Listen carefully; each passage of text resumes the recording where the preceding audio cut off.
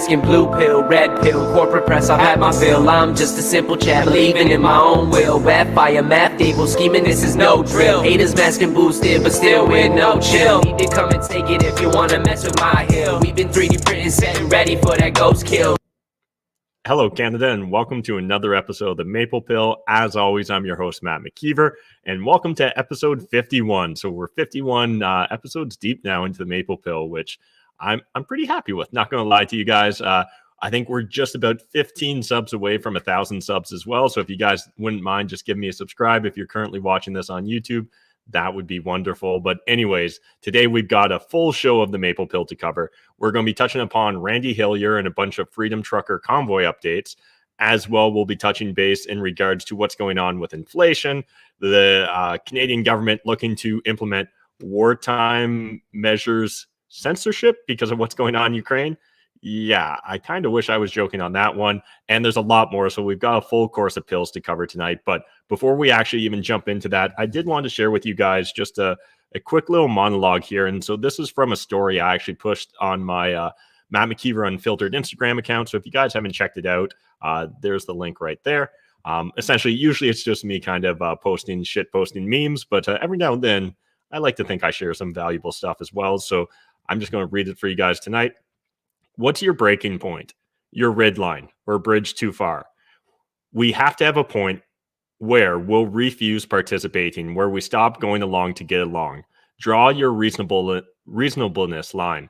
Think about it in advance so that when they cross it, and they will cross it, you won't be able to rationalize it and slip further down the slippery slope of acceptance. We have to start networking, organizing, and building parallel institutions amongst like-minded people. Find who will resist with you. Courage begets courage. Get involved at the local level. And I just want to share that with you guys because while oftentimes here on the Maple Pill, we are heavily focused on red and black pill stories, which can often be demoralizing. You know, they can be highly concerning at times as well. It is important to understand at the end of the day, no one's going to make our lives better than ourselves. And I think the best way you can go about trying to set yourself up for success in the future, while we may experience a lot of volatility, is by trying to insulate yourself, your family, your loved ones, your personal stakeholders in your life. And so I think one of the first things to do is first recognize what is under my control, right? What is a line in the sand where I'm no longer going to keep slipping down that slippery slope of acceptance. A lot of people, honestly, probably, rewind back 2 years ago. And a lot of people were probably like, hey, once these 2 weeks to slow the curve. Sorry, it's been so long. I was trying to remember what the actual slogan was, right? That was it. 2 weeks to flatten the curve. That was it. So 2 weeks to flatten the curve. After that, I'm never going to lock down again. And to be honest, most of us kind of kept caving. And I think a lot of us made different promises to ourselves about where our line in the sand would be. And for a multitude of reasons, we ended up caving on those. And again, I'm not perfect either. I'm not trying to claim that I saw this all playing out the way it did day one. I absolutely didn't. In fact, some of my first videos, literally from lockdown, were me kind of making fun of the entire situation. If I had a time machine now, I would go back and tell myself to take it a lot more seriously. However, at this stage in what's going on in the world and the pandemic and to Canada's pandemic response, I think we should all start going into this eyes wide open and set that line in the sand, right? Tell yourself and make a commitment. For a lot of us, we'll probably actually have to say that out loud to a loved one, to our peer group, to whoever. But this is my line in the sand. And if they decide to cross that line, and odds are at some point they are, that's when you're going to decide to take a divergent path from the rest of society or the population. And we're even going to cover that a little bit later in some of tonight's stories, where they're essentially talking about social cohesion. And now it appears that the government essentially wants to mark anything that's outside of consensus, outside of going along to get along or meeting social cohesion, as something dangerous, as something abhorrent, as something that essentially should be corrected by the state. Again, we've got a lot to cover tonight, but let's first get into what's going on with Randy Hillier. So I'm going to pull up my screen share here. And reminder, as always, links in the video description down below to all the stories we're going to cover tonight. I don't want the Maple Pill to be the end of your fact-finding journey. I really just want this to be the jumping off point, right? Use this as a springboard and always do your own research. But the first story here from the Post-Millennial, breaking, MPP Randy Hillier to surrender to Ottawa police after supporting Freedom Convoy protests. So this came out last night, and we're going to be covering another story from the CPC. Randy did turn himself in. But I guess when looking at Randy Hillier, I think there's a lot to actually unpack here. I don't think that Randy Hillier is a perfect person. I don't think he's a perfect politician. But I don't think there is a perfect person in Canadian politics in the first place. So while I may not agree with everything he's ever said, or more specifically, likely tweeted, at the same time, I think we need to be careful about demonizing Randy, because understanding that he was on the front lines, he was one of the first people speaking out and calling into question the government's response to everything playing out in regards to the pandemic. So I just want to highlight a couple points here. So this is a quote from Randy. "We started on a path to tyranny. Now we have criminalized opinions and views that are not consistent with the narrative. No longer are opinions deemed to be offensive, but now they are deemed to be criminal," Hillier said of the state of discourse in Canada. Regarding the charges, Hillier said, "As far as I know, I'm the first elected representative in our country to be charged criminally for having a view that is contrary to the government's." And so we'll pull up in a second from CBC the different charges put against Randy. And, there's a couple tweets that if I had a time machine, I'd really encourage Randy not to tweet out. And I think it probably would really help his case in this situation. But at the same time, when we look at day to day what goes on Twitter, or even what comes out of a lot of other politicians' mouths in Canada, or a lot of other activists' mouths in Canada, I don't know that anything Randy did was so abhorrent that it deserves the sort of treatment he's getting from the mainstream press. So this is from CBC. MPP Randy Hillier facing 9 more charges after Ottawa Convoy protests. So the charges are 1 count of assaulting a peace or public officer, 2 counts of obstructing or resisting a public officer, 1 count of obstructing or resisting someone aiding a public or peace officer, 3 counts of counseling an uncommitted indictable offense, 2 of them considered mischief, 2 counts of mischief or obstructing property exceeding $5,000. Now, one of the first things I think you'll find a lot of critics of Randy Hillier will be fast to pull up is a tweet from him where essentially he's responding to Ottawa Police Services asking people not to call the emergency line 911 about what was going on with police and cracking down on the protesters. And Randy essentially was adding gas on the fire, saying that, in a free society and democracy, we should be able to speak out, and so keep making those calls. Now, if I wanted to be extremely generous, I could probably reinterpret that and be like, oh, he hopefully wasn't meaning the emergency services.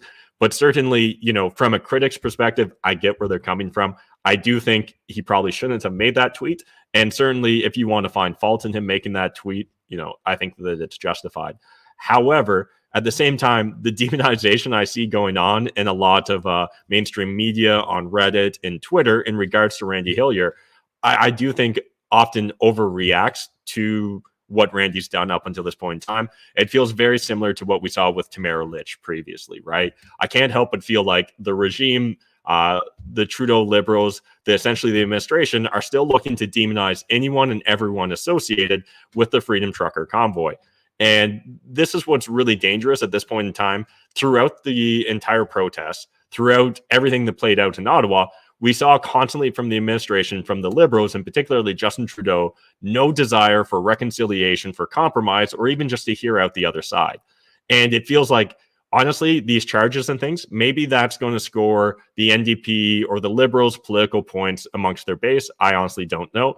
But as far as trying to reconcile what went down, right? As far as trying to extend an olive branch or try and make peace amongst individuals that really disagree with things like vaccine mandates, I think this is honestly just going to add to the paranoia. This is only going to cause people to want to double down on their perspective and rhetoric, probably from both sides.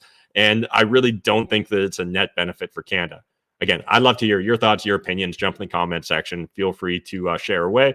But that's kind of my hot take on what I see playing out here. So again, not claiming Randy's perfect, but I really don't think that he's the demon that mainstream media wishes he was, right? The same way that throughout this, we saw them constantly looking for bigots, for racists, for just someone that they can blame, right? For why Canadians are so angry at their own government. And they would never imagine that could actually just be the Canadians are actually just, angry at their own government. Understand that previously we saw Randy essentially censored where he wasn't going to be allowed to speak in front of and Randy's like a member of provincial parliament here in Ottawa. He wasn't going to be allowed to speak in front of the provincial parliament, right? They literally said that one of his tweets where he refers to Omar Al-Jabra as a terrorist, and again, understand Randy was referring to a lot of people in the government as terrorists because arguably they were terrorizing their citizenry with how they were reacting to a completely peaceful protest. And so that immediately was spinned as being racist, as, you know, a sign of, as racist. I don't know how else to frame it. And I think that honestly, had he tweeted towards like Joe Smith, they wouldn't have taken it in that extent. I think this was just them looking to score political points. But again, it helped them demonize someone that's a political opponent.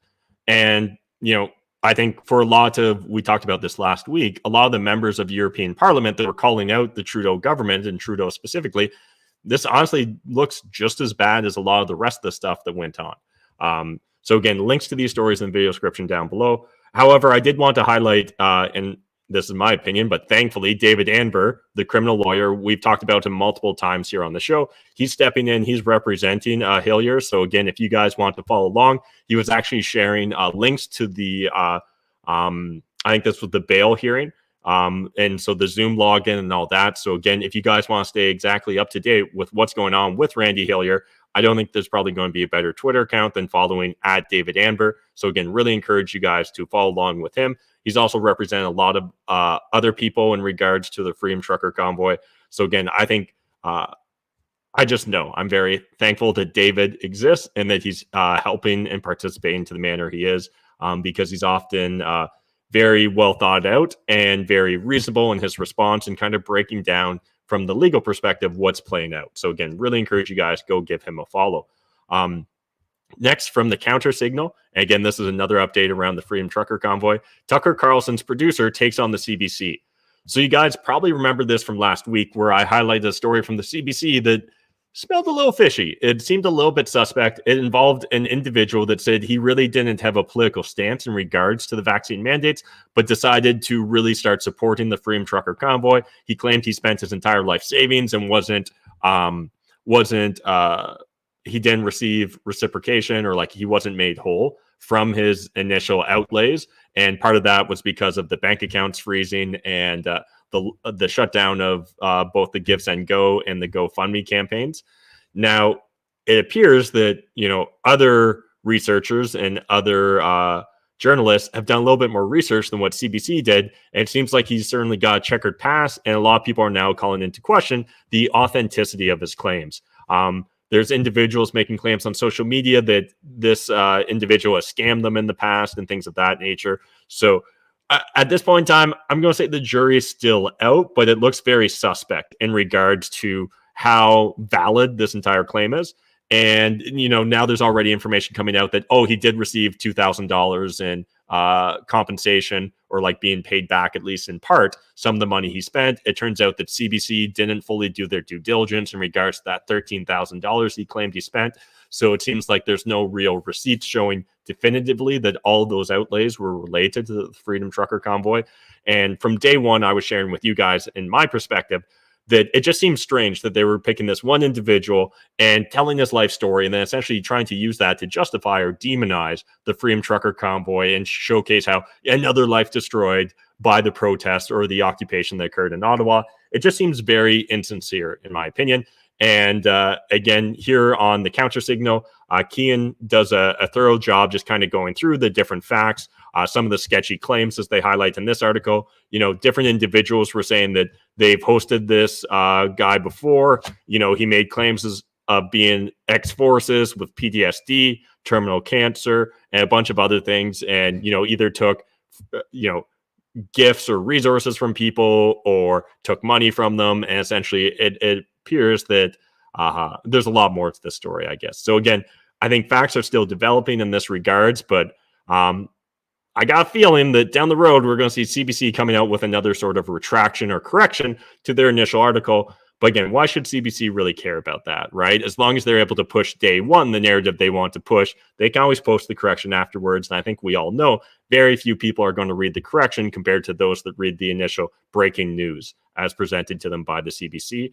Post Millennial also has a thorough article on it. So CBC's regretful trucker convoy protest story falls apart. Based on all evidence reviewed by the Post Millennial, it appears legacy media has taken advantage of a sick man as a means to promote a false narrative. So again, if you guys want to thoroughly go through all this, I encourage you to do so. Link in the video description down below. But we're going to keep rolling. I'll keep you updated if more information develops after the fact. So now from Blacklock's reporter, Convoy versus Cohesion. And this is what I was talking about at the start of the show. And I just think it's important we pay attention to how the language is being presented to us, how these issues are being framed, because essentially the argument here is that those that aren't promoting social cohesion are arguably like an enemy of the state, or, there's someone that needs to be punished or held accountable. So again, this is really worth reading cover to cover from Blacklock's reporter, but I just want to highlight a couple quick points. So one, this is a direct quote from Ryan Schwartz, who's the acting director general in the department's cybersecurity branch, and this is the Department of Public Safety. So I think that misinformation and disinformation is something that can have very strong destabilizing effects from a critical infrastructure stability and reliability perspective, but also in terms of social cohesion, said Schwartz. That's something as well that I think I would like to flag to the committee. So Schwartz provided no examples or real breakdowns of the misinformation or disinformation that led to all this. Again, understand since day one, Trudeau and the Liberals were constantly dismissive of what was going on. It was a fringe minority. They were misogynists. They were racist. They were rapists. They were every bad word you could think of. And they were fueled by disinformation, misinformation, by Russian propaganda, by Trumpism. And yet, as far as like evidence goes, occasionally they might find a random chat and like a random subreddit or Telegram group, but that's about it, right? Like, it doesn't appear that the majority of individuals involved or participating in the protests, or even the leaders necessarily, were primarily influenced by this misinformation. But from day one, it was a bunch of Canadians very angry at their government for not listening to them and for forcing these vaccine mandates down everyone's throats. And nothing's really changed other than the government's decided just to double down on their rhetoric and demonization of everyday Canadian citizens. At the core of the movement is anger, animosity, and in far too many cases, violence, Mendocino told reporters. And so this is his boss, right? He added, what we're beginning to see emerge are the hallmarks of a sophisticated and capable organization of a small number of individuals, but with a steel resolve. And so in this far too many cases of violence, there's no evidence of that, Mendocino, right? Like this is what like really makes me angry, is that they just make these sweeping accusations and move on. And I don't know if we're supposed to draw parallels to what went down in the United States, whether they're supposed to draw parallels from just any bad actor that's ever existed on the earth and be like, oh yeah, I guess there has been bad. But as far as the Freedom Trucker Convoy protest goes, it was wildly peaceful. Like, honestly, at this point in time, if I was a federal liberal, I would be embarrassed by how peaceful those truckers were. Because I don't understand how else you can interpret what went down, right? You may claim that honking is violence. You may claim that occupying downtown streets is violence. But as far as like other protests that we've even seen play out over the last 2 years in Canada, this is by far a peaceful protest, right? Like compared to tearing down statues, compared to, and we'll cover this later, remember that the gas line that was attacked, right as they were invoking the Emergencies Act against the Freedom Trucker Convoy protesters? Yeah, we're 40 days later and there's still no resolution, no charges on that, which was actual violence, right? Where they were literally firing flares and like hitting with I think it was crowbars and axes against a truck that actually had Canadian citizens in it. Yet somehow the Freedom Trucker protesters are actually the danger, right? They're actually the violent ones. And Mendocino, in February 25th testimony at the Commons Public Safety Committee, went further in accusing truck drivers of sexual assault, though none were ever charged with the crime. There were Ottawans who were subjected to intimidation, harassment, threats of rape, he said. Again, the Ottawa police have no records of this, and yet the federal government has no issue just throwing around these claims, right? And this is why we're seeing an erosion in trust in our institutions, in our democracy, in our politicians, because they feel so comfortable lying to us point blank, knowing that the mainstream media will just back them up every step of the way. Now from Western Standard, This is just an update. Another freedom convoy rolls through Ottawa as organizers warn of protests lasting all summer long. So it appears that at least a segment of the Freedom Trucker Convoy is doubling down. They're looking to do another series of protests. Some of the organizers of this one are saying that they're going to be here all summer long. It seems like it's still early in the development of this. I haven't been seeing a lot of information come out or a lot of confirmation from a lot of the existing protesters. So if you guys are paying attention, if you're in different Telegram groups and you're getting, insider perspectives on what's playing out with this second protest, I'd love to hear. Either let me know in the comment section on these videos or jump into the Problems or Profits Discord. There's a link in the video description down below. Check out the Maple Pill channel and essentially, fill me in on what you guys are seeing, because at this point in time, it only feels like this is a sub-segment of the original protesters that are participating. We'll see how this plays out. At the end of the day, I'm not necessarily that surprised that people would still want to protest, because we've still got the federal restrictions in place, right? It's still actually very difficult for you, if you're an unvaccinated Canadian, to leave your own country. You still can't travel interprovincially, right? On airplanes, trains, and things of that nature. Now, again, I've seen some rumors and people posting, future Air Canada tickets that they've purchased that show that either you need to have a vaccine passport or proof of vaccination or a negative test in order to fly within Canada's borders. Right now, we haven't seen anything formally stated from the government. When I saw people asking Air Canada on Twitter, Air Canada was just saying DM us and we'll discuss privately. So right now, I haven't seen anything obvious that we're actually moving towards, reducing or removing these restrictions on our fellow Canadian citizens. I really hope that is the case. And I hope the government backtracks on their, I hope they backtrack on everything they've done over the last 2 years, essentially. But one more update now. This is from CTV News. Alberta border blockade cases delayed. Lawyers waiting for RCMP evidence. So again, this is in regards to the Coutts, Alberta protests. So right now, we're just seeing a delay in those cases. Link to the CTV News article in the video description down below. Now, getting into our first blue pill story of the day. This is from the Globe and Mail. CIBC answers, how high will Canadian rates go? So I know there's a lot of you that are real estate investors, a lot of inspiring, or aspiring, I should say, real estate investors watching this channel as well. You guys are constantly asking for my hot takes in regards to what's going on in the real estate market and what to expect when it comes from interest rates and policy. I do not have a crystal ball. However, I thought I'd share with you what CIBC is saying.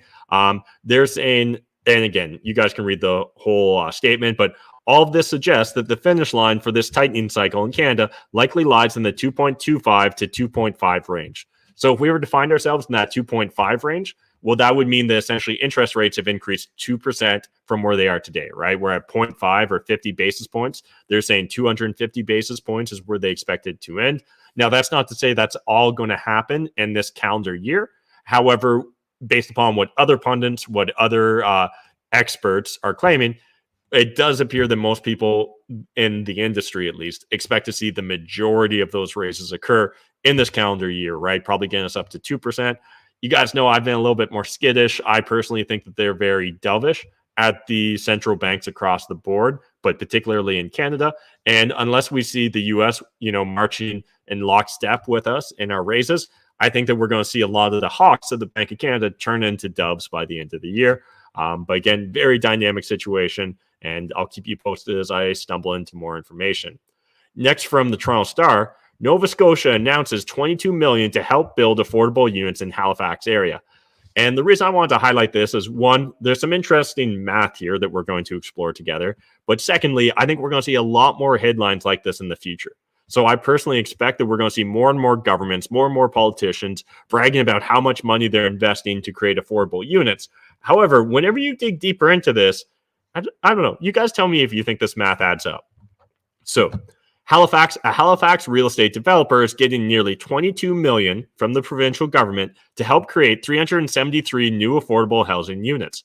Housing Minister John Lohr announced Monday that the funding for Clayton developments would make the units available as part of an 875-unit development in the Mount Hope of Dartmouth.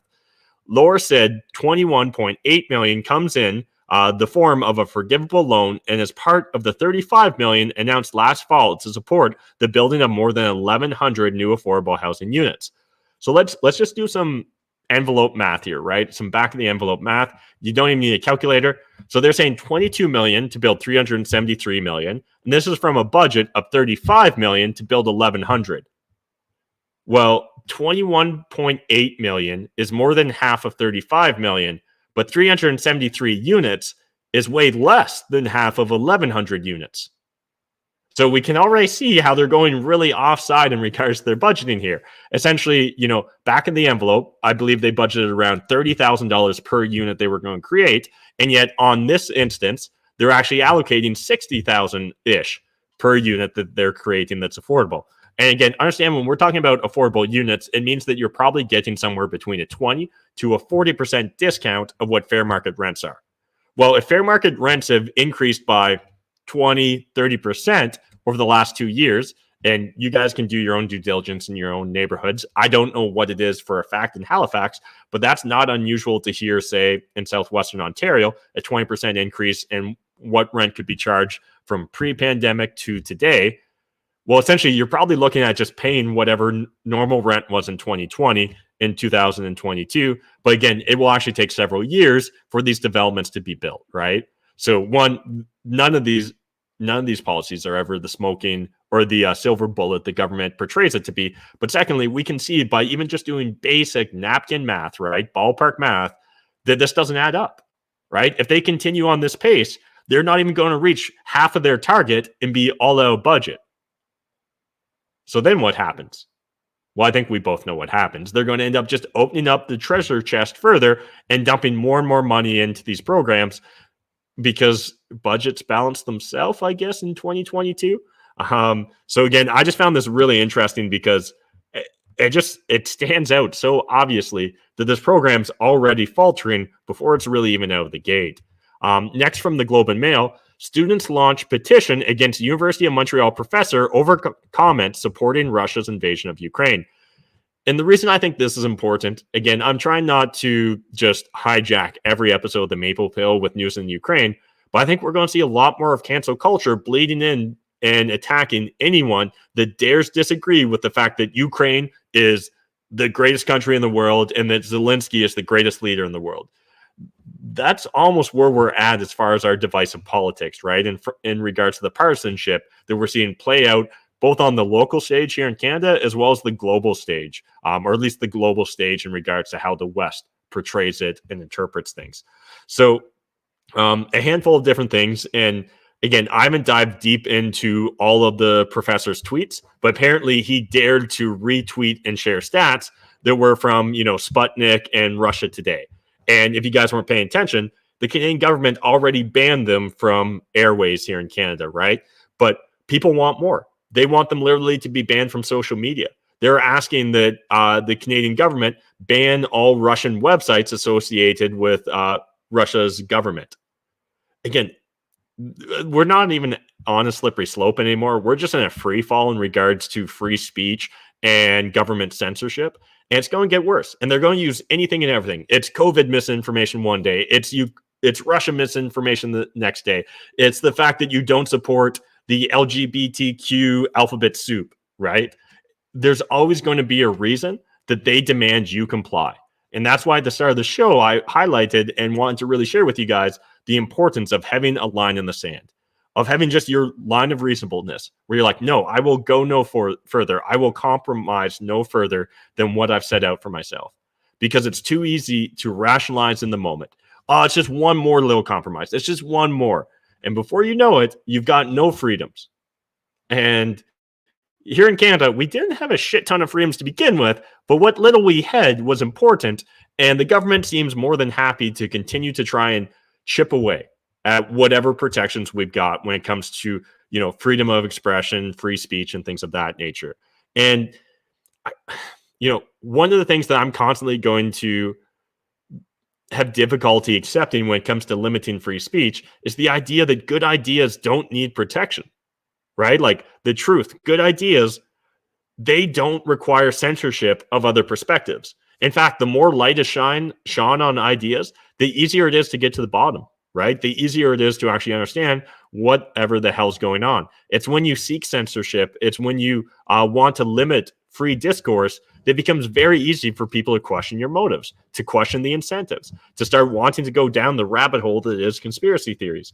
And the fact that so many conspiracy theories these days end up turning out to be true 6 months or 2 years later, again, doesn't do the regime, the administration, or government officials any benefit, right? They'd be so much better off being honest with us, right? Like a little bit of transparency, in my opinion, would go a long way at this moment in time.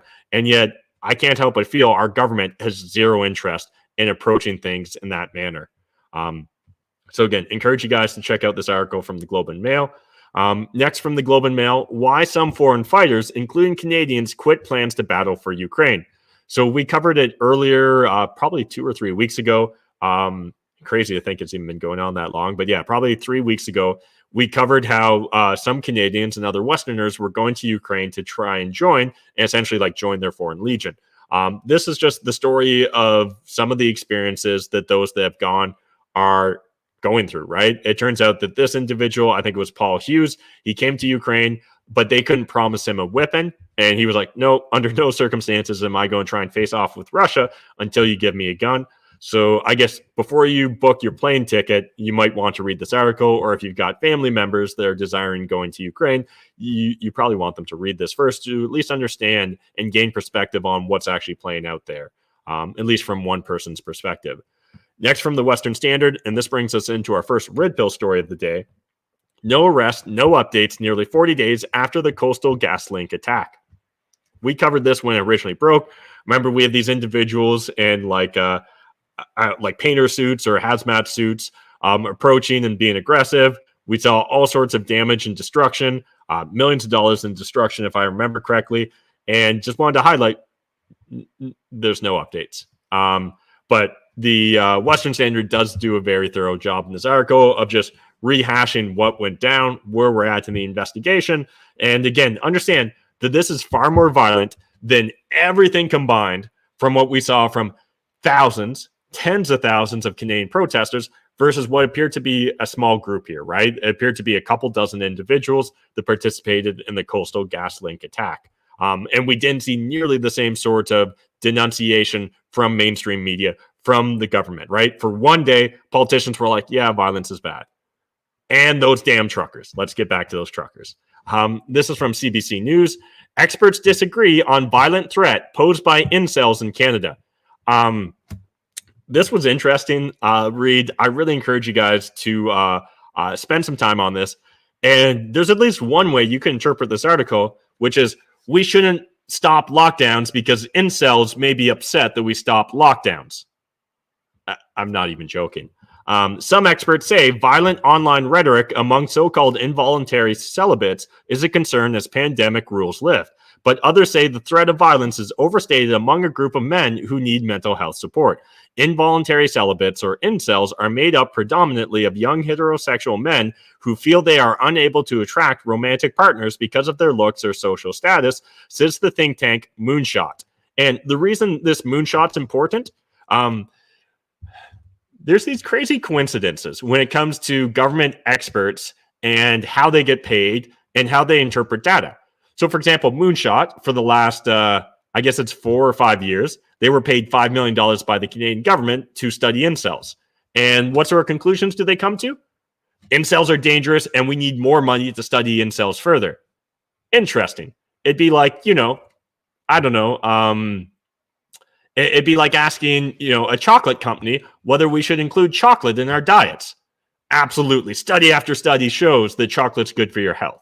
Well, is it really? Or is it just that you can find some edge case stories that, really support what your premeditated motive was? I can't help but feel like that's the case here with Moonshot in incels. And the fact that the only incel incident they can bring up is the van attack in Toronto in 2018. Well, again, 2018 is 4 years ago, and you would think that if we had a severe incel issue here in Canada where we've got domestic terrorists because they're involuntary celibates, you think you would have seen another incident since 2018, right? But yet, don't let that get in the way of a good headline. Let's just lock down forever because incels might prefer it. Might. We don't know for sure. But again, just a reminder here, it has given, this is a government agency, nearly $5 million to Moonshot since 2017 to analyze the online subculture in Canada. The UK think tank targets people searching for online violent extremist information and forums, directing them instead to resources where they can get help. So again, I'll leave you guys to go through all this, but it very interesting. And again, the fact that the way the CBC chooses to present this, experts disagree on violent threat posed by incels in Canada. Well, again, those experts that say that there is a violent threat are the ones that are getting paid by the government to essentially find violent threats, right? Yeah, I'm sure there's no issues there. Next from CBC News, Don't Say Gay bill becomes on Florida, banning sexual orientation instruction from K to 3.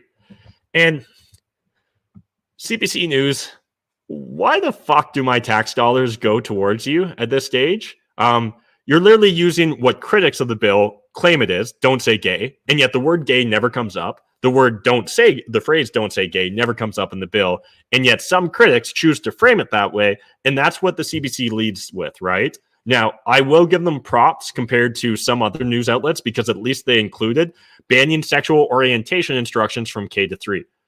But that's legitimately what the bill is here. And I guess I'm not a parent, but I've definitely got my own strong opinions on this subject matter. But I'd love to hear from the parents in this chat. Where do you stand? Do you believe that the state, the government teachers should be teaching sexual orientation to kindergartners through grade 3, right? That's like ages 5 to 9. Do you believe that the state should be indoctrinating your children into sexual orientation and what that means at age 5? Like, some kids show up to kindergarten not being 100% potty trained. And yet we're going to focus on sexual orientation here. Yeah. So law, which critics say marginalizes LGBTQ people, lets parents sue over violations. So I guess one big question I've got is, how does this marginalize LGBTQ, right? If a lot of people will claim that this is something you're born with, right? That you're just made this way. Well, if you're made this way, why do you need indoctrination or classes around it for kindergartners to grade 3? Florida Governor Ron DeSantis signed a bill on Monday that forbids instruction on sexual orientation and gender identity in kindergartners through grade 3, a policy that has drawn intense national scrutiny from critics who argue it marginalizes LGBTQ people. Now, people that are proponents of this, instead of calling it, the critics call it don't say gay, the proponents say this is an anti-grooming bill. I don't know. I would argue that if you're trying to indoctrinate children, if you're trying to teach them about sexual orientation when they're in kindergarten, I'm more prone to view that as grooming than I am likely going to interpret it as being restrictive or attacking the LGBTQ community. I don't even understand how we have to have these conversations, and yet the fact that we do means that this is important. This is something where conservatives, we're freedom-oriented individuals, we're people that just don't love statism, need to speak out. We can't keep losing these small battles. And I think it's fantastic what Ron DeSantis is doing here, the fact that he's standing up for the everyday citizen, for the everyday parent. But we also need to make sure that we don't allow journalists, that we don't allow mainstream media, other politicians to simply frame this as don't say gay, right? I would never watch the Oscars because I'm not retarded. But if you guys did see the Oscars last night, and I saw some clips from it, there was a scene where essentially at the start, I think they were like, gay, gay, gay, gay, gay, gay, gay. And it's like, what the fuck are you people even doing? Like, did anyone that even participated in that skit or wrote it, or the people that cheered it from the audience, did any of them actually look at this bill? Do any of them actually fundamentally understand what's going on? Do they allow their children at kindergarten to start being indoctrinated by the state on sexual orientation and sexual preferences? Because if they don't, well, then shut the fuck up, right? Stop your virtue signaling. Stop pretending to be holier than thou, and actually start focusing on children. So the bill states, this is what the bill actually states, classroom instruction by school personnel or third parties on sexual orientation or gender identity may not occur in kindergartner through grade 3, or in a manner that is not age appropriate or developmentally appropriate for students in accordance with state standards. Parents would be able to sue districts over violations. And now, one of the reasons it's important to note that last part, the parents would be able to sue districts over violations, because time and time again in the United States specifically, we haven't seen this play out in Canada, but time and time again in the States, we see teachers indoctrinating children and telling them, don't tell your parents what we taught you, right? Where they're purposely trying to obfuscate what's being learned in the classroom. And while we went through this phase of online learning and Zoom classes, parents started actually being exposed and realizing what was being done to their children, and they disagreed with it. And if you don't believe parents should have a say in the raising of their own children, understand that you're essentially stating that children are the state's property to do with as they see fit, and that parents are just, they're the biological donors. But outside of that, they really should have no say in how their children are raised. Like, state schools in the first place, we should honestly just look at that under a much more critical eye. In a perfect world, we would just destroy all state schools. We don't live in a utopia, unfortunately. So in the meantime, let's focus on just getting reading, writing, and arithmetic under control, right?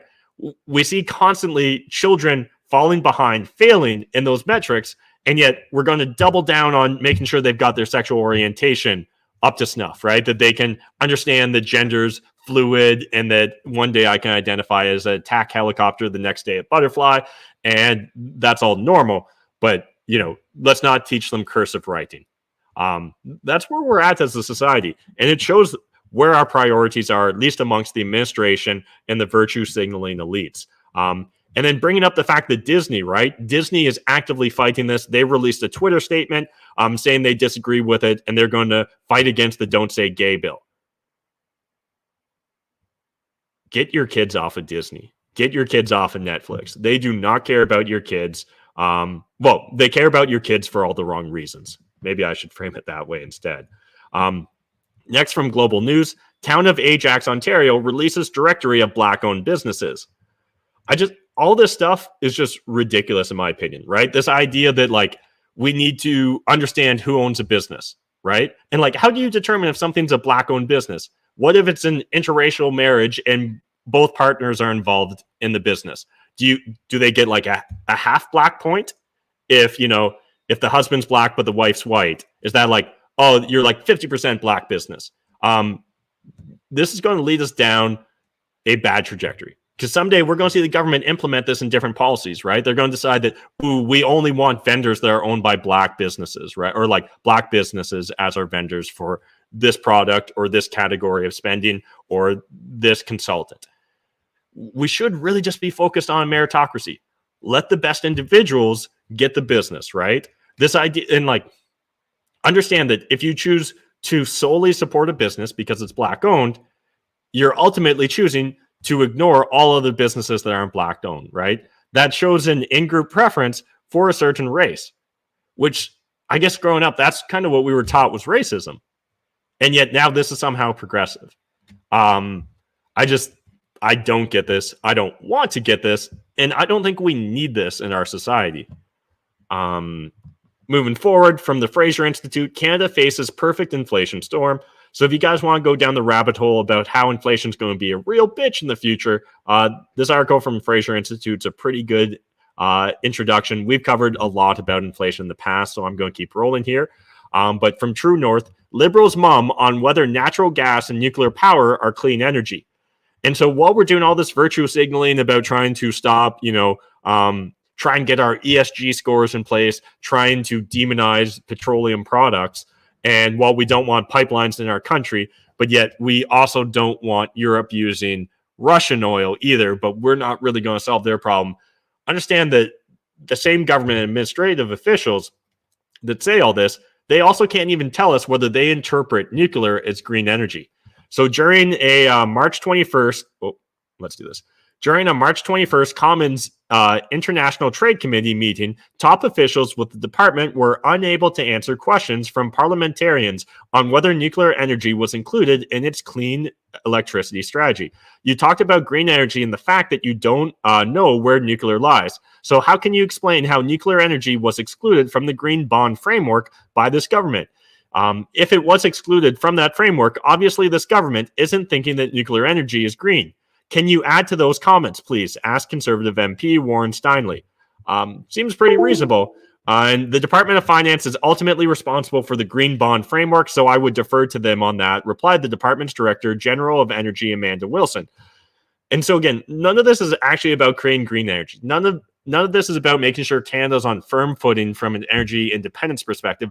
All of this is about just conforming to a handful of preferred policies from the government elites that they don't really care about how the T's are crossed or the I's are dotted. They just want to be able to virtue signal when they're at G7 and G20 summits about like, yo, Canada's still green, bro. You got nothing on us. But how are we actually going to get there, right? How are we going to solve those problems? And if you don't see nuclear as part of the framework there, I don't think that you've actually spent any serious time looking at the problem and trying to understand how you would get us off of oil-based energy. It's ridiculous. Now switching into our first black pill story of the day. This is from Blacklock's reporter. Media breached ethics code. So this is in regards to how the media, the Canadian press, portrayed the RCMP in regards to when they arrested occupiers and protesters of gas pipelines. So it's really interesting. When the police arrest pipeline protesters, the media's got their back and will literally lie and break their own ethics in order to portray the RCMP in as negative light as possible. And yet, when freedom trucker protesters protest, the media does the exact opposite and will portray them as, domestic terrorists, as misogynists, as racist, as rapist, every bad word they can think of. That's where we're at in the political divide right now. That's where we're at in the partisanship. And this is where we're at in the cultural civil war that's playing out. And you may not want to admit or accept the fact that we're in a cultural civil war, but that doesn't change the fundamental facts on the ground. It is absolutely playing out day by day. And it's not looking good for those of us that, believe in rationalism and objectivity. Now from Rebel News, Nova Scotia refuses to release internal docs on vax passport legality. The province's Department of Justice responded to an inquiry by pointing to a clause that states the head of a public body may refuse to disclose such information. So in December, Rebel News reported on internal government documents showing the province's progressive conservative leadership were told voters felt betrayed that their summer electoral win did not put a stop to vaccine passports. So again, the government has no interest in transparency and explaining to you what's going on. Whenever the opportunity comes to obfuscate, they choose it, right? You could literally show us how you determined that vax passports were legal, and instead they're like, no, we're not going to do that. We found a clause that allows us to just say, no, we're not going to tell you. It's like, so I can't even know how this is legal? No, you can't. That sounds like you care about me as a citizen. Now from Blacklock's reporter, if you guys just want a book recommendation, here's a review for Hammer in Search of a Nail. And this is really just a book that was exploring spying on Canadians, how domestic spying has really grown over the last few years here in Canada, and how the government probably has a lot more information on you than you realize. I haven't read the book yet. It's on my reading list now, and I appreciate Blacklocks for sharing this book review. Next from Toronto Sun, Suzuki celebrities want to keep you down while living high life. And this is a recurring theme you're going to see, right? A big thing kind of coming out of Twitter these days is talking about how, Bill Gates, Obama, Leonardo DiCaprio, all these individuals that are constantly virtue signaling about global warming, about climate change, and about how, the world's going to be underwater by 2050. They all keep buying like prime real estate on beaches, right? Like the big one right now making the circles on social media is in regards to Bill Gates. I forget, is it like a $50 million compound or beach house that he's working on right now? And I understand Suzuki will still like take private jets, drives in an SUV, all that good stuff. And yet these individuals are focused on just virtue signaling to us, right? They don't actually they'll talk about how your actions matter and impact the economy and impact the climate, but they never actually view it through their own personal lens, right? They want us to pay more taxes for climate change, right? To combat climate change. They want us to pay more for energy. but they never voluntarily choose to do it themselves. They never actually choose to lead by example in that regards. They would rather just demonize the average citizen while still living in their state of privilege, right? And this article views that, again, from the Toronto Sun, essentially talking about how individuals like Suzuki or Margaret Atwood live on these amazing estates that are connected to urban transportation routes, and they want to cancel things like the 413 highway because they don't want more traffic. They don't want more urban sprawl. Well, it's easy to say when you can afford a $5 million downtown Toronto house, but what are the rest of us supposed to do when the government creates these easy monetary policies that cause inflation to go wild amongst the real estate asset class? So again, if you guys want to go down that rabbit hole, link in the video description down below.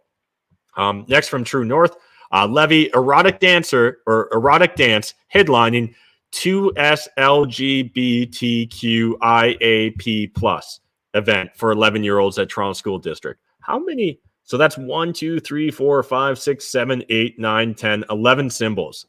Man, at this point in time, it's almost it's almost exclusive, the fact they just don't include the other like 20 letters in the alphabet. But Toronto District School Board, TDSB, officials have invited kids as young as 11 to a conference this Tuesday and Wednesday to discuss issues facing LGBTQ, pansexual, intersexual, and asexual students. The envisioned virtual conference is described as an annual gathering for 2S LGBTQIAP plus elementary and secondary students and their allies and co-conspirators to discuss homophobia and transphobia in Ontario. The so-called free conference, which gives staff and students an entire day off classroom learning if they attend all workshops, has been organized by the Equity, Anti-Racism, and Anti-Oppression team at TDSB. And essentially, one of the things they discuss is about how there's going to be... I'm trying to think of what the right word here is. But essentially, they're going to include highly sexualized dances and pictures of mass semi-nude members. This is what's showcased right now on the Facebook and Instagram account. And this article claims is all too sophisticated and inappropriate for middle school children. And I guess a couple things I want to point out here. This doesn't sound good. However, I do think this headline is maybe a little bit aggressive for the facts as they stand right now. And I guess the reason I'm going to say that is it appears that like a drag dance group is going to be performing like the entertainment for it. And certainly when you watch some of the other entertainment they've provided in the past, it definitely seems too risque and draggy, in my opinion, for a middle schooler. At the same time, we don't know exactly what their performance is going to be at this event. So I don't want to jump to too hard of conclusion or criticism yet. However, I'm nervous that like a week from now, I'll be telling you a story with clips that leak about how aggressive their dancing was. So if you're a parent, I would just caution you, be aware of what the Toronto District School Board focuses on in regards to priorities when it comes to educating your children. Next from Blacklock's reporter, demand wartime censorship.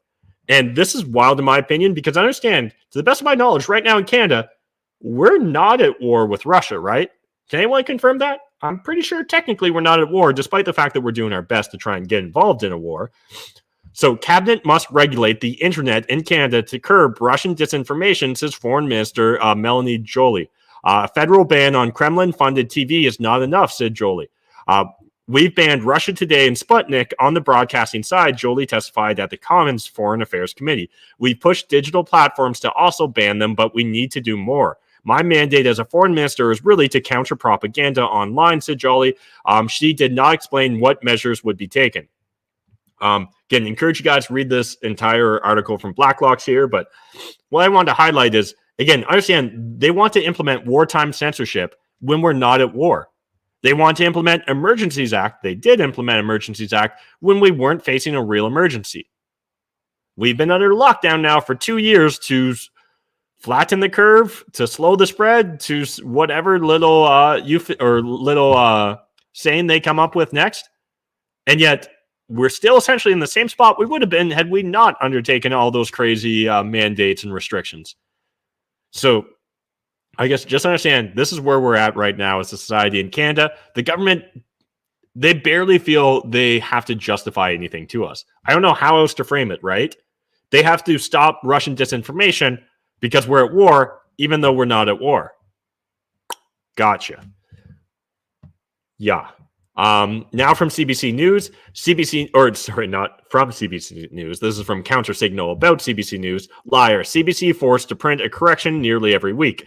So I appreciate Kean doing this work at Counter Signal and breaking it out. Again, I think it's a little bit aggressive in the way he frames the argument, but hey, the CBC is also very aggressive in how they frame a lot of their arguments. So I'm not necessarily going to throw the first stone here, but essentially he highlights how CBC has issued 33 corrections between March 20th, 2021 and March 24th, 2022. And now they range significantly from, minor corrections to things that I would argue are pretty darn significant. And if you guys want to go down that rabbit hole, link in the video description down below.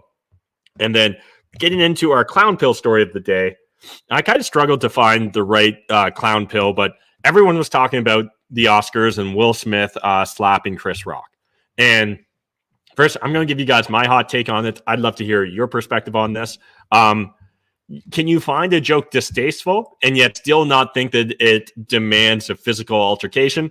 Yeah, that's kind of where I land on it. So certainly I can understand Will Smith not enjoying the joke that Chris Rock made.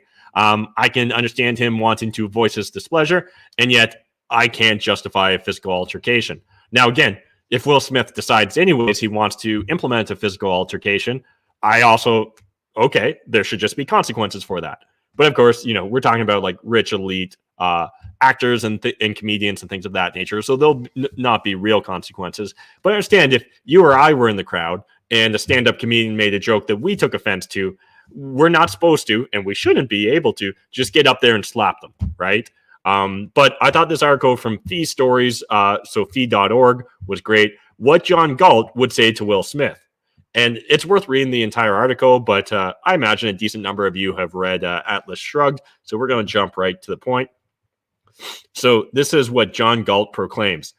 So long as men desire to live together, no man may initiate, do you hear me? No man may start the use of physical force against others. Yeah. Sticks and stones may break my bones, but words will never hurt me. It's pretty basic. In fact, learned that at a very young age, and it seemed to serve me pretty well. I think it would serve a lot of us well if we didn't allow ourselves to be hijacked by our emotions and emotionally act out. And now I understand that, like, I saw some individuals on Twitter that I usually respect a lot of their hot takes saying, like, if someone spoke to my wife like that, I would do the same thing. And yeah, maybe you would. Still doesn't mean that you're a good person for wanting to cause a physical altercation because of a joke, right? I don't think we want to live in that sort of society. Again, that's just my hot take. Love to hear your guys' perspectives. But the big thing is, if you can't make fun of someone's wife, can you make fun of their kids? Can you make fun of their brother, their mother, their father? If you're not allowed to make fun of anyone's relatives, well, understand everyone's related to somebody. So essentially, it sounds like we're not allowed to have any sort of comedy that involves any individual. And at that point in time, I feel like we don't have a lot of comedy left. So that's my take. Again, love to hear your guys' thoughts. Now let's get into a white pill story of the day. Pierre Poilievre wants to make Canada the blockchain capital of the world. This is from the Post Millennial, and this all springs from a talk or like a meet and greet he did, and then a talk he gave at Tahini's in London. If you guys aren't familiar with Tahini's, they're a really interesting business that has, focused on participating in the Bitcoiner world and promoting Bitcoin. You can now actually transact or buy things with Bitcoin there. And so Pierre was in London kind of doing his pre-election stump speeches and stuff like that, and bought a shawarma for Bitcoin, like a Bitcoin transaction. So a couple things I want to say here. One, again, I don't think Pierre's a perfect politician. I don't think we've got perfect politicians in Canada. However, I do like this theme that he's bringing up. Do I think that it'll really be implemented and successful? No, I actually don't. Maybe I'm just a little too black-pilled, but I do at least appreciate, the college try here and trying to say, like, Canada should be involved in blockchain and we should be seeking to become a blockchain capital of the world. I think there's going to be a lot of innovation, a lot of businesses, a lot of disruptive technologies that are going to creep up around Bitcoin, cryptocurrency, and Web3 or NFTs. At the same time, I just think governments like Canada are honestly too big of a behemoth to ever quickly change policy and adapt to the dynamic nature that is these markets right now. Again, I'd love to be wrong, and I appreciate the fact that at least Pierre is even willing to say it, because I haven't heard any other federal politicians really focus on this. So conservative leadership candidate Pierre Poilievre is committing to a blockchain economy as leader and prime minister, speaking in London, Ontario, Monday. Poilievre said Canada needs less financial control for politicians and bankers and more financial freedom for the people. Now, I'm pretty sure that this must be like a slight misstatement, like needs less financial control from politicians and bankers and more financial freedom for the people. That would make a lot more sense in the context here. Otherwise, I don't understand why you'd want to take away financial controls from politicians, like controlling them and how they receive their finances and like fundraise and stuff like that is a reasonable proposition, at least on the surface. But yeah, understand right now here in Canada, because of the post Freedom Trucker Convoy protest, every transaction involving crypto over $1,000 Canadian involves reporting to the federal government, and yet other transactions have to be over 10,000. And yet they don't keep a comprehensive database of people that essentially are money laundering through Canadian real estate, right? This isn't about actually trying to stop money laundering. This isn't about actually trying to catch criminals. This is about just scaring the average person, in my opinion, away from cryptocurrency, away from Web3. And while I'm not surprised, it still doesn't mean I'm not frustrated with our federal government. So if you guys want to hear a little bit more about what Pierre said, link in the video description down below. I've also linked to a National Post article, again, focused on the similar subject matter. So if you guys want to get it from a second perspective, there it is. But that takes us through our white pill stories of the day. And let's jump over to the meme of the day. So people living paycheck to paycheck, landlords living month to month, banks and corporations living bailout to bailout, U.S. government living war to war. And I got to be honest, this one hurts a little how accurate it feels. You know, each one of these individuals arguably just trying to get by, and yet when you actually look at how they get by, it's not very pretty. And this is honestly the state of our economy at this moment in time. You know, it's shocking how often our economy can essentially be displayed in meme form. But, you know, day by day, I'm learning we really can display a lot of it. So that's it for today's episode of The Maple Pill. I hope you guys enjoyed it. If you did, please consider smashing that like button. Hit subscribe if you're new to the channel. Again, I'd love to get to 1,000 subs before YouTube deletes me and throws me down the memory hole, because we both know that day is coming. I would just love to get to 1,000 subs first. It would just be an ego play. It really doesn't matter in the big scheme of things, but it would put a smile on my face. So if you guys would like to do that, I would appreciate it. If you want to follow along with me on Instagram and just see more shit posting memes from me, the best way to do that is this link right there, and that's Matt McKeever Unfiltered. And yeah, that's really it for tonight's show. I'm going to jump over to the comment section. Now, again, tonight would normally be Mailbag Monday, but I didn't receive any mail. So I'll explain to you guys what Mailbag Monday is in a second, and maybe we'll do a little bit of Mailbag Monday, but we're not going to do a full episode because no one sent me a postcard. No one sent me a handwritten letter. It's pretty simple and pretty easy. I don't actually know what postage costs in Canada today, but I assume it's like $1 a letter. Is that what it is, or have we increased it since? But it can't be much more than $1 a letter. So really, all you need to do is there's a link to my mailing address in the video description down below. Send me a handwritten letter, send me a postcard, send me really whatever you want, preferably good vibes only. And every Monday night, I'll smoke weed and hang out with you guys, answer your questions, both that are written in as well as those that get mailed in. And yeah, I guess one other thing that I have been thinking about is if we do get to 1,000 subs on YouTube before they delete me, we can also start bringing in super chats, and that can be another way that we can do a Mailbag Monday. But anyways, let's jump into the chat. I'll pull it up here. So we've got Graham in the chat. Hey, what's up, Graham? We've got Farzana. We've got Benjamin. Appreciate everyone jumping in, even just saying, hey, what's up? What's good? We got Bang. We've got Hungarian Experiment. Get jacked and stacked sats. Nice. Terry says, mainstream media just loves to jump to support the narrative. Maybe they should fact check. Yeah. And again, don't get me wrong. Like, I'm as capable of wanting to jump to conclusions time to time as anyone else, mainstream media as well. But only one of us is actually taking government handouts, right? Only one of us actually gets, the CBC's case, over $1 billion a year, and in mainstream media's case, hundreds of millions of dollars a year in order to do that. So I would argue if you're pretending to be the professional and you're taking millions or billions of dollars from the government, you should actually be held to a slightly higher standard than a citizen journalist or some dude that's live streaming out of his home office. Hungarian experiment. Until we can get on planes and trains freely, keep the protests rolling.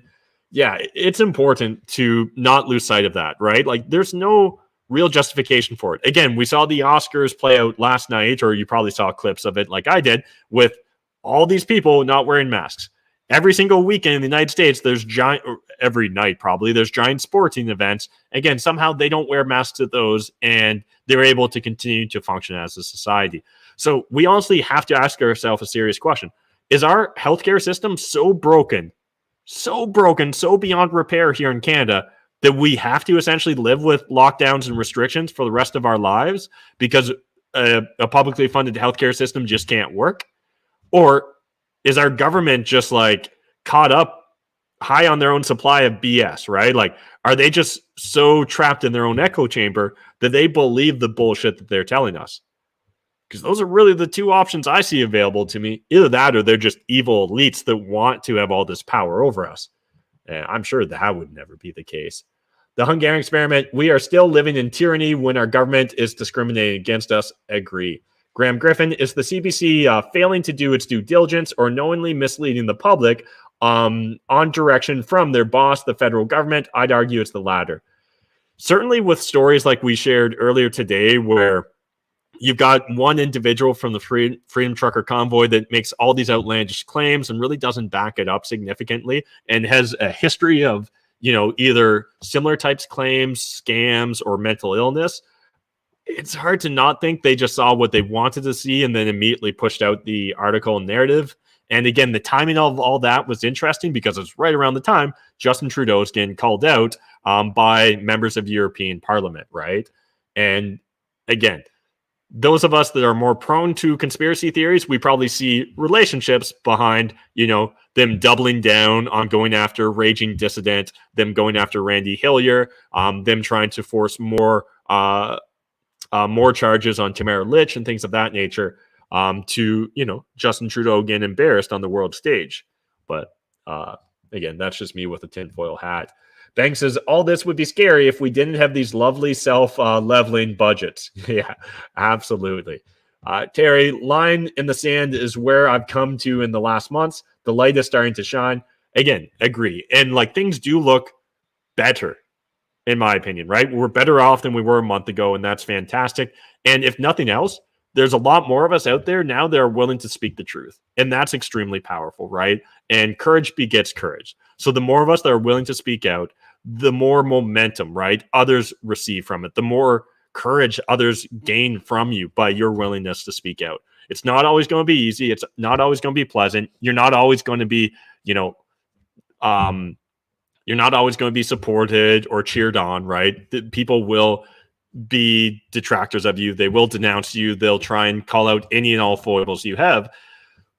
But that doesn't really destroy our underlying fundamental principles, right? Our arguments that we were born free, that we deserve to be free, and we should be able to participate in the society a lot freer than what we currently are. Mike Pixel says, Hungarian experiment and Matt McKeever bicep workout, please. Hey, Mike, I mean, if this is literally the best thing you've got to do in your life is talk about my biceps, I mean, maybe you should just start your own fitness channel, right? Be the change you want to see in the world. Start your own workout channel, and maybe it'll inspire me so much that I'll decide my biceps are that important. Graham Griffin, incels, I believe, is a made-up term made up by those who like to use labels to control narratives. And as I just learned from Maple Pill, launder $5 million. Yeah, that certainly could be part of it there. Hungarian experiment, LOL, Mike, but why though? Farzana, keep sex ed out of schools for young kids. Very upsetting. Seems like a very simple concept, and yet it seems controversial in this day and age. I can't imagine a decade ago or 2 decades ago, this would be controversial, being like, hey, you know what? I don't know if we should be teaching sex ed to kindergartners. And if a parent wants to teach their kid sex ed at kindergarten, why can't the parent just do it? Right? Again, this isn't saying children can't be taught these things, although I'd question whether they really need to be. But it's just saying they shouldn't be taught it in government institutional schools. Seems straightforward in my opinion. Graham Griffin, I would never watch the Oscars because I'm not retarded. Classic Matt McKeever Unfiltered. That quote is going on a t-shirt. Love it. Aislinn, haha, the Citadel, get a screen printer. I'll make the t-shirts. Yeah, we should eventually get a screen printer. The brainwashed green NPCs will claim the David Suzuki's of the world buy carbon credits to offset their hypocrisy. Yeah, and you want to talk about, like, you know, environmental scores, money laundering, government contracts, and all those shenanigans. I think that a lot of those carbon credits lend themselves well to bad behavior by big players. Terry says, I'm so glad I never dealt with the alphabet soup. Whatever when I went to school. No wonder kids these days are so stressed. Yeah, and I just think that so much importance is now placed on your sexual orientation and your sexual preferences that it honestly seems like it hijacks a lot of the learning processes at this point in time. I don't get why it's so important, right? Like, if it's this important, why can't parents just take it upon themselves to teach outside of the classroom, right? And this is obviously very important to a very small subset of the population, right? Like, I'll leave you guys to do your own due diligence, but you'll find that, you know, amongst most populations, we're talking about like 3% or less of the population that's going to identify under those labels.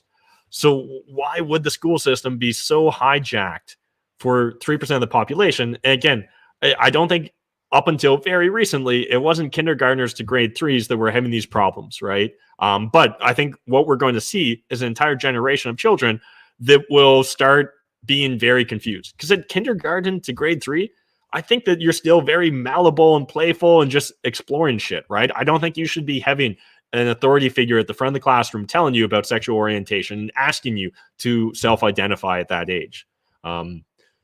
Again, maybe I'm just way too old-fashioned, but if that's old-fashioned, I'm okay being old-fashioned. Farzana, why don't they just have a conference trying to improve their quality of education for the 11-year-olds and not influence their minds with unneeded age-inappropriate information? Yeah, again, I'd much prefer to see either optional education in this manner at older ages, or just no education, leave it up to parents or the community or other organizations to be in charge of it. I don't think that we want the state being the one in charge of educating our children about these things. Again, when has the state ever got it right? So why would you think this time they're going to get it right?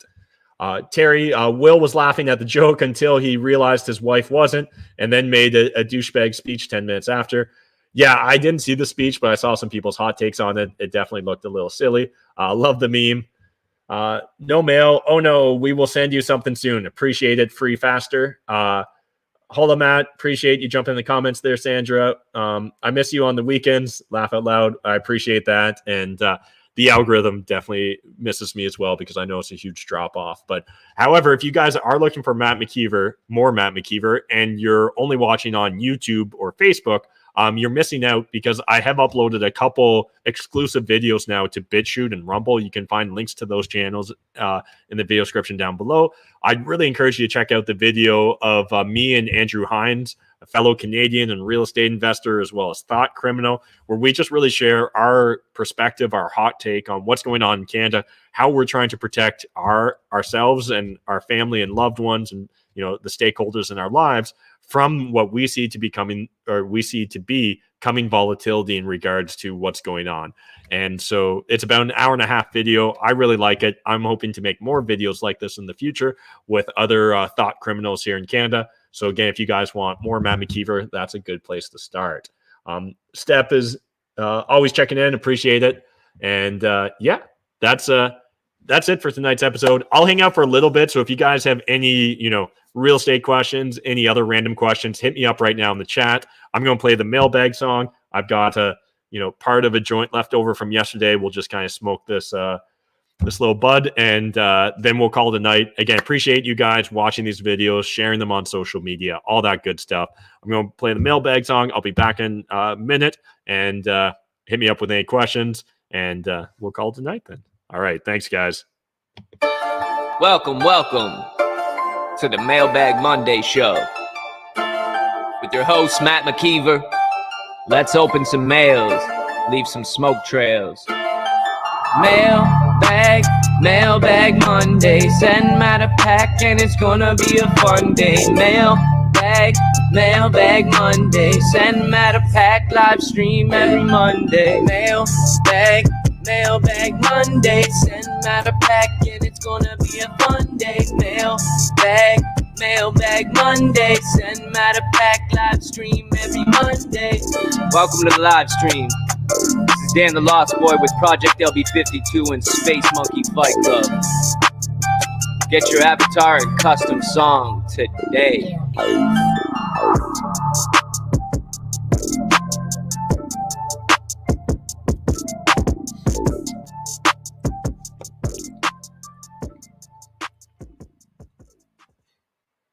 All right, guys. Well, if you've got any quick questions, jump in the chat. Like I said, I didn't mean to do that.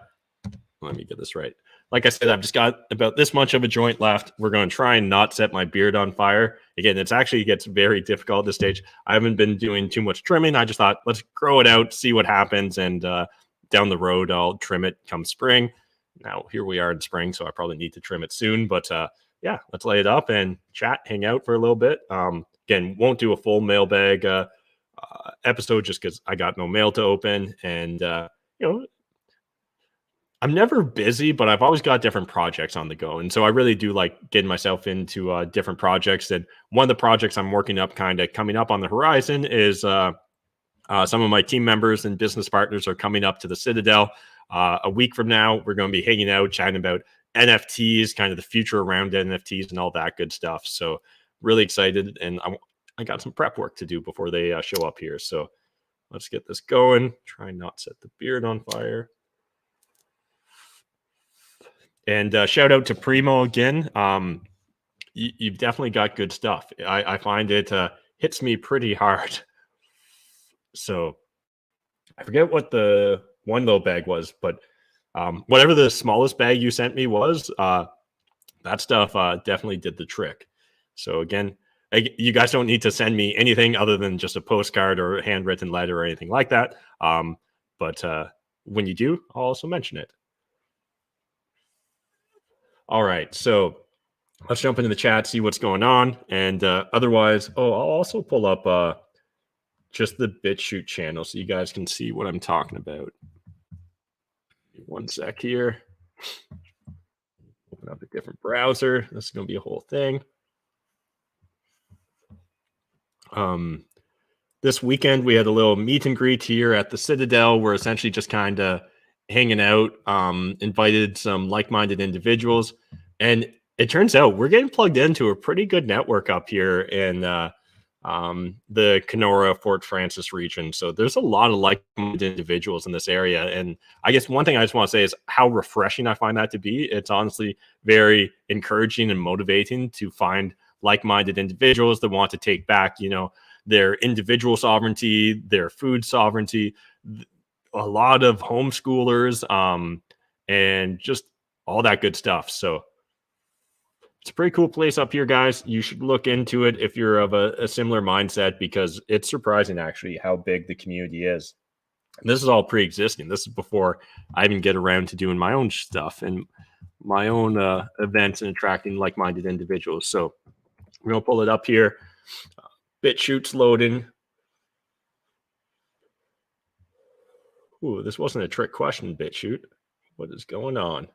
All right, well, we'll jump into the chat while I'm waiting for BitChute to load. We got Terry. Great show again. I also have mail to send to you. That's awesome. Appreciate it. Free, faster, like, share, and smash the report to Ministry of Truth button. Yeah, sadly, that's probably a decent equivalent. What is going on here? All right, there we go. So if you guys want to see me talk about NFTs and stuff, this is an exclusive video I uploaded to BitChute and Rumble, the futures of NFTs and Web3 and opportunities. Essentially what it is just a team meeting where I was talking about how amped and excited I am about what's going on in this space. Yeah, there's like maybe a half hour, 36-minute video, but I think this is a video that seems to be pretty popular. We've got almost 400 views just on BitChute and more views on Rumble as well. And yeah, just me and Andrew Hines hanging out. You guys probably know Andrew from his podcast, or he's been on some of my podcasts in the past. Very smart guy who's also not buying into the mainstream bullshit. So encourage you guys to check that out. All right, let's drop the screen share, go back to the chats. Sandra, Night Matt, thanks for the great content. Mike, Hungarian Experiment, it would be good to see. Step, how did you make out with your septic? So we were going to try. Yeah, that's a good question. So for those of you who didn't know, I had one of my main septic lines freeze, and we essentially have a workaround here because there's honestly like, let me get counted straight. There's like there's 2 holding tanks, and I guess technically 3 holding tanks and 3 septic fields here. So there's lots of like workarounds if something's not working, but one of the main lines to the main septic field that normally we would route everything to, it froze, or at least we assume it froze. It stopped working when our pump was trying to pump up it. So what we ended up having to do is I just realized I don't even understand how septic pumps actually work. I don't understand how it pumps up as far as it does. But anyways, it ended up freezing. And so my plan was to, or Graham, I think, was going to try and test it out. And I was thinking, like, if he didn't do it, I would probably test it out sooner than later. And then all of a sudden, we had another cold snap here. So we had like a handful of days where everything was melting. It looked like, warmer days and spring was on the horizon. And then all of a sudden, like, we had a cold snap where it was dropping to like lows of like -16 and -20 again. I was like, screw that. I'm not even going to nope, not doing this. So I think starting late this week, early next week, we're highs in the positive every single day, and some of the lows are even in the positives as well. So hopefully next week we'll try out the septic pump, and hopefully the main line will no longer be frozen, because that would be wonderful. Because I literally just replaced that pump, and it was like a $3,000 pump, and yeah, it's not working right now. And again, shouldn't be the pump. If it is the pump, it's hopefully under warranty. But at the same time, it's also just not that cool to have your septic line freeze. But we'll get through it.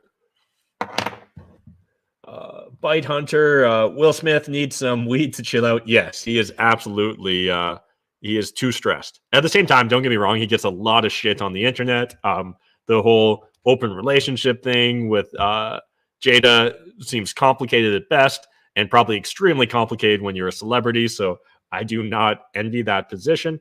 But I also don't, I think he just opened up a whole can of worms by reacting. And who knows? I know lots of people think that it was actually like all staged, and this is all part of a conspiracy. Well, lots of different types of conspiracies I read about, but some people are like, oh, it's a distraction conspiracy. Others are like, oh, it's just a conspiracy by the Oscars to become culturally and socially relevant again.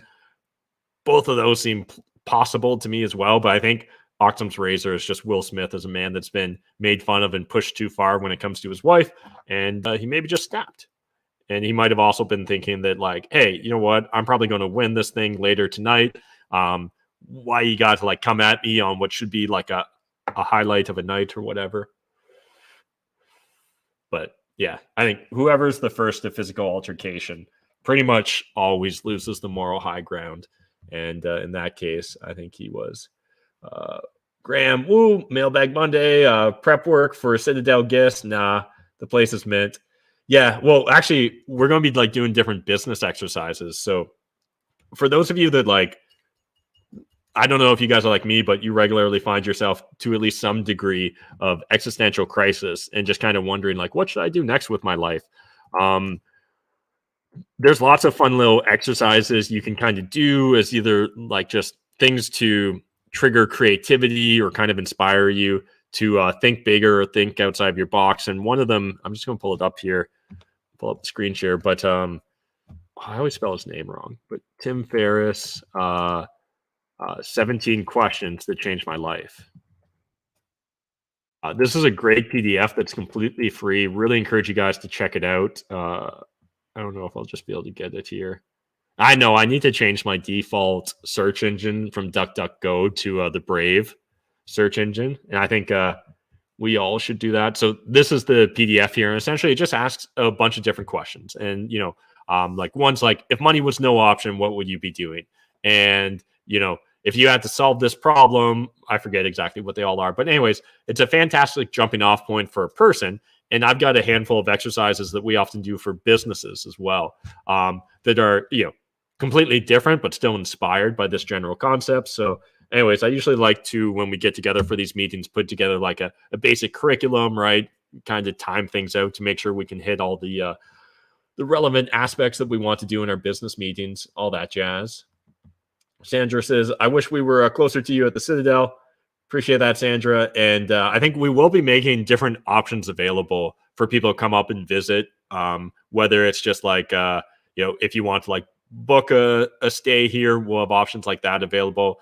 But we'll also be hosting a variety of different events with different guest speakers and co-hosts and things of that nature on, from things like prepping and homesteading to survival oriented skill sets to talking about NFTs and Bitcoin to, individual monetary sovereignty to, planning to become an expat or getting a second passport and strategies like that. So there's a whole bunch of different things. But then also one thing I'd like to do is like some sort of like Freedom Fest and have like a music, comedy, guest speaker event here that's like not specific to an individual political party, but just really oriented towards like freedom maximalists and freedom maximalization and different things like that and strategies and workshops and stuff like that.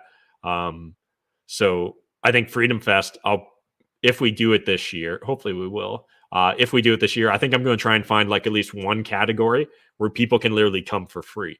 So again, I'm trying to make it where there's almost no budgetary constraints. The free category would obviously be like, you're going to have to bring your own tent and shit. But yeah, looking forward to hosting a variety of different events here. And in the coming days and weeks, we'll definitely come up with lots of cool things. Hungarian Experiment saying, I had a great 7.5 hour meeting, hang out with Dan the Lost Boy 2 days ago. That's awesome. Yeah, looking forward to hanging out with Dan and chatting about all the different business opportunities in the world of NFTs. Graham says, by Mint, didn't think the septic would be in the comment section. We will get it up and running ASAP. Meantime, the backup field running fine, seemingly away. Yeah, again, it's nice. We've got different pivots here. I'd love to eventually get some hydropower, like where we've got our own little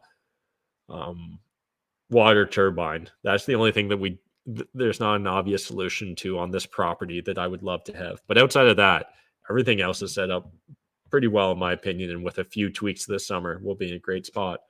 Farzana, Matt, why do you think people are scared to speak their minds, or are they just not seeing what's happening in our society? How is it that your real estate channel has so many subscribers, but they aren't here? Yeah, I think there's multiple factors in play, and it's different for different people and segments of people. But certainly, I think there's a segment of people that straight up know what's going on, or at least to enough of an extent that they should be frustrated and speak out. They know what's going on, but they choose to focus on making money first. Now, I think even in that group, you can subdivide it out. I think there's people that they think that's what's actually best. Like, as in, like, I need to put on my oxygen mask first. And my oxygen mask in this case is like making a bunch of money so that I've got resources to fight the good fight. So I think there's people focused on trying to put like their financial oxygen mask on first. I think there's also other people that just don't give a shit. And they're like, nah, I have no loyalties and no relationship to really anything outside of like my little cluster. And so because of that, like, I don't have a duty to fight the good fight. If things get too bad in Canada, as long as I make enough money, I can just buy my way into other circumstances. And, as long as I can still profit in Canada, I won't stress about trying to leave or change my position. I think there's other people that are, again, just they don't know any better, and they're just focused on making money because they're focused on solving one of their life problems. So definitely, again, that's just looking at people that are focused on making money right now, breaking them out in different subsegments. So I think that there's also a lot of people that see what's going on, but they think that I'm overreacting, or people that think like me are overreacting, and we're jumping to conclusions, and that if we're not right off our rocker, that we're rocking pretty hard on the rocker and about to fall off it. So for a lot of those individuals, I think they just look at me as either half crazy or full crazy. And I guess, if I'm stream of consciousness answering this question to you guys, the one thing that's interesting to me about that reaction, the idea of like, oh, Matt's gone crazy, is it doesn't feel that dissimilar to the experience I had from like coworkers and certain other people in my, personal life 10 years ago, essentially, when I was like, in 5 years, I'm going to quit my job because of real estate investing and yada, yada, yada. And there's like, you're crazy. You've got a good white collar job. You could make 6 figures in a couple of years. Why would you want to rock the boat? Don't do that. All those pieces of what were probably well-meaning advice, but at the same time, also at times it feels like crabs in a bucket where they want to pull you down to their level. So I also think there's a handful of people that they just can't envision breaking away from the norm. They can't envision taking a risk of stepping outside of the pack and potentially being ostracized or judged or attacked. And so because of that, they've got no interest in this content or consuming it or waking themselves up further. In fact, if anything, they'd rather like be an ostrich and stick their head in the sand. But yeah, I think one other big answer though, Farzana, to your question is just like, this stuff isn't nearly as sexy as real estate investing. And by that, I mean, like, it's not as attractive to the average person where like people are like, wait, I can make money and maybe someday quit the job I hate or be able to take on this passion project because of the money I make in real estate investing, or, maybe I can help my parents retire, or I can help my kids retire, or I can buy the cottage because of real estate investing and change my personal situation in life. And I think for a lot of people, when they look at the maple pill, they don't see the one-to-one correlation in this content the same way they do in my real estate content. And again, I think at least to a small part, that's a fair criticism, and it's something I'm aware of. It's again why I'm going to broaden the type of content we have here.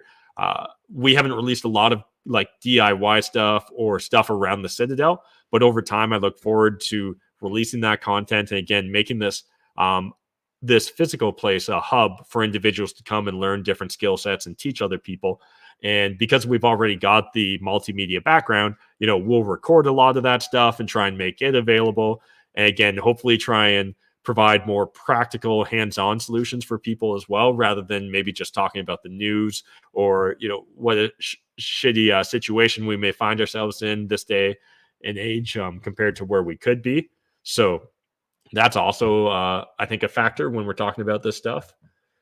Terry says, what are your future plans for the acreage?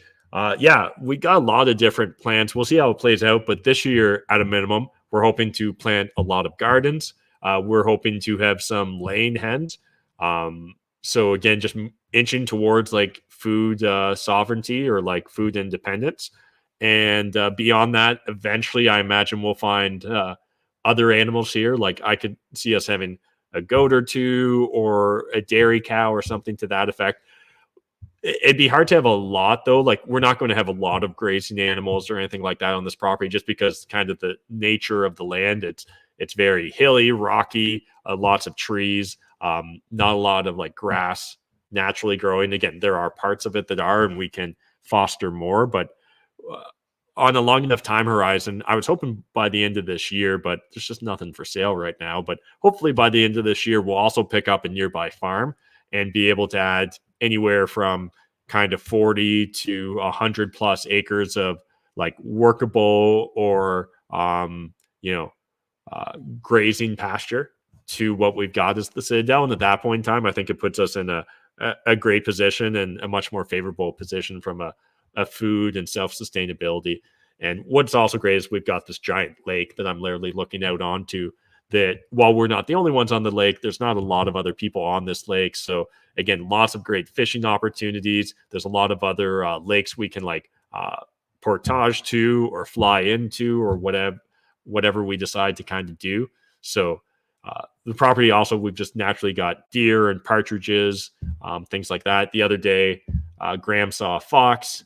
Over Christmas or over Boxing Day, I saw a lynx cross. So lots of natural life here too. So again, interesting opportunities there. But in the short term, really just gardens and laying hens are the focus. All right, I'm going to hit up the Hungarian experiments comments here, and then we'll probably wrap up. All being said, I really enjoyed Will Smith's book. It was a great reflection on what he's done in life and where he's come from. Appreciate it. Peter, I haven't actually checked that out, so good to know. I'm strapping my financial oxygen mask to my face as hard as I possibly can right now.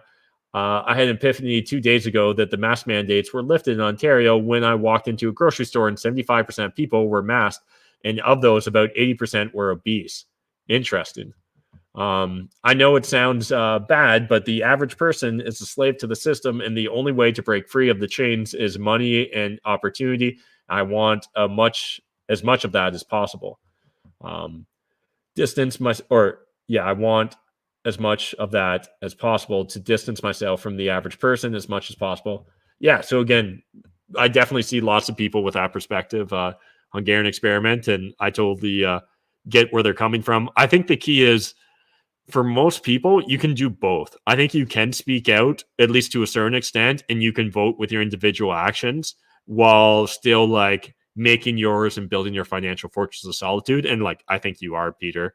But for a lot of other people, I don't even think they're willing to like test boundaries or try and push the limits, right? They're literally, if the moment the sign goes up that you have to wear a mask at work, they just automatically do it. They don't even have a conversation or explore it or push back to any degree. You know, they just automatically put it on when they go into stores and things of that nature. And again, all these little micro compliances lead to an emboldening of like the individuals that would naturally be tyrants, right? They become emboldened the more people conform to their wishes and their orders. So, yeah.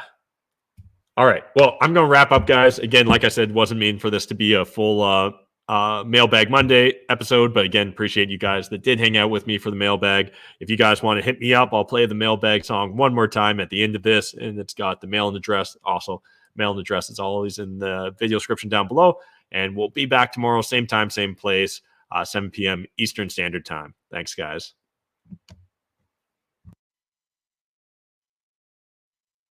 My bad. Played the wrong song. There we go. Welcome to the Mailbag Monday Show with your host, Matt McKeever. Let's open some mails, leave some smoke trails. Mailbag Monday. Send Matt a pack and it's gonna be a fun day. Mailbag Monday. Send Matt a pack, live stream every Monday. Mailbag Monday. Send Matt a pack and it's gonna be a